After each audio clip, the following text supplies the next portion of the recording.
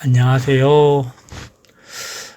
예, 오늘은, 주제가 부모님의 골병 들기 전에 은퇴를 시켜드리는 저희는 청년농업인 능력자가 좀 되셨으면 좋겠어요. 왜 이 얘기를 하냐면, 제가 가끔 청년 농부들을 만나다 보면 부모님의 그 입장을 좀 생각을 못하는 청년들을 가끔 만나봐요. 근데 그게 또 원인이 부모님이 그런 얘기를 안 하셔서 또 그 청년 농업인들이 모르는 거기도 해요, 사실은. 그래서 저는 또 부모님한테 사실은 부탁을 좀 드리고 싶은 것 중에 하나는 제가 예전부터 맨날 하는 얘기 중에 하나가 그 한국농수산대학교나 농대를 아이들을 보낼 때 조금은 부모님의 경제적인 현 상황에 대해서 조금은 자녀들한테 좀 이야기를 해서 학생들이 그냥 부모님과 자녀니까 어리게 보고 그냥 걱정하지 말고 학교 다녀라가 아니라 조금은 경제적인 상황과 이런 게 돌아가는 것들을 아이들한테 좀 이야기를 해서 그런 학생들이 공부를 해서 졸업을 하고 다시 농장에 들어오기 전에 좀 목표의식을 갖고 내가 이거를 제대로 좀 운영을 해서 개선시켜서 돈이 되는 농업을 할 수 있게 그 학교 생활을 할 수 있게 해주셔야 한다고 저는 생각을 해요. 근데 생각외로 많은 부모님들이 자녀 청년 농업인들한테 이런 이야기를 잘 안 해주시더라고요. 그랬더니 지금 어떤 결과물들이 가끔 나오냐면, 그러니까 대화가 이제 부모님하고 청년 농업인들하고 대화가 좀 잘 안 되거나 아니면 그런 힘든 얘기라든지 그런 속 얘기를 좀 안 해주시는 분들이 그냥 자녀들이 그냥, 알아서 깨달아 주겠지라고 생각하는 분들이 가끔 이런 상황에 걸리더라고요. 청년 농업인하고 이번에 대화를 하는데 이제 이 친구가 농사가 진지 5년에서 한 2년 됐다고 얘기를 하는데, 농촌에 내려온 지는 5년, 그 다음에 본격적으로 농사 지은 지는 2년이 됐다고 하는데, 이 친구가 20년 후에는 농기업으로서,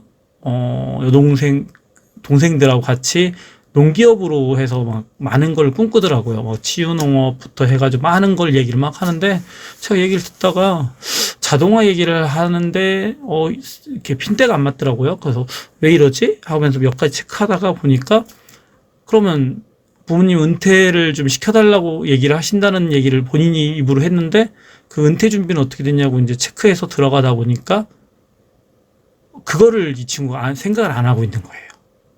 그냥 부모님이 5년, 7년 계속 일을 도와주실 거라고 생각하고 일을 벌리는 걸 생각을 하고 있더라고요. 안 된다고.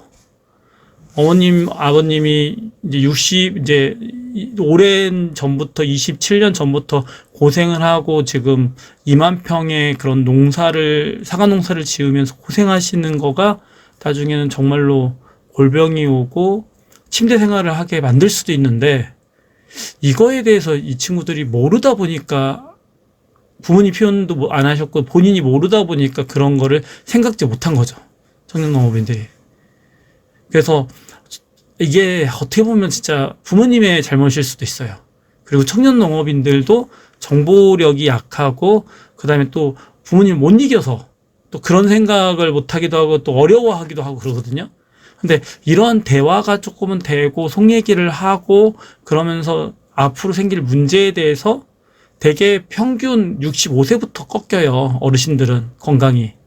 그리고 70세 정도 선에선 정말 많이 기력이 딸리시기 시작하면서 기존 파워에서 한 10%, 20%들이 떨어지기 시작하고 그러면서 급격하게 75세까지 많이 떨어지거든요.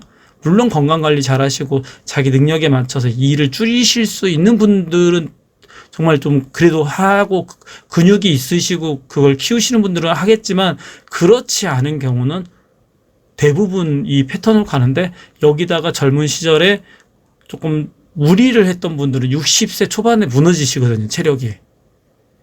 근데 대농임 경우가 이런 경우가 많은데, 부모님이 기계화라든지 자동화라든지 대형 농기계라든지 그런 걸 못 변경시켰으면 그 건강적인 무너짐이 되게 심해요.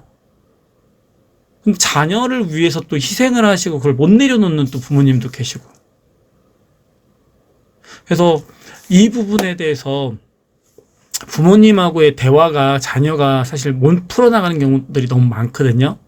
근데 그럴 때는 제3자가 뭐 전문가라고 교수라고 그다음에 뭐 그런 이제 좀 타이틀을 갖고 있는 사람이 들어와서 부모님도 설득을 하고 자녀도 이야기를 하면서 이거를 조율을 시켜줄 필요가 있어요. 가족끼리 해결이 안 되는 경우가 되게 많거든요. 예. 그런 경우 이제 제가 들어간다든지 조금은 그거에 대해서 인정을 받는 사람이 그걸 또 잘 조율하면서 또 부모님은 자녀를 또 이렇게 매개체로 해가지고 또 조금 어떻게 보면 협박? 자녀의 성장 이런 거를 갖다가 이런 성장을 위해서 이제 이렇게 해서 이거를 키워줘야 한다 그러면 또 부모님들이 인정은 또 하시거든요. 머리로는 아시는데 이거를 내려놓지를 또 못 하시는데 이거를 2번, 3번 이렇게 하면서 이게 자극을 주고 보여드리고 이렇게 해서 그거를 진짜 내려놓게 해야 하거든요. 근데 정말 그게 어려워요.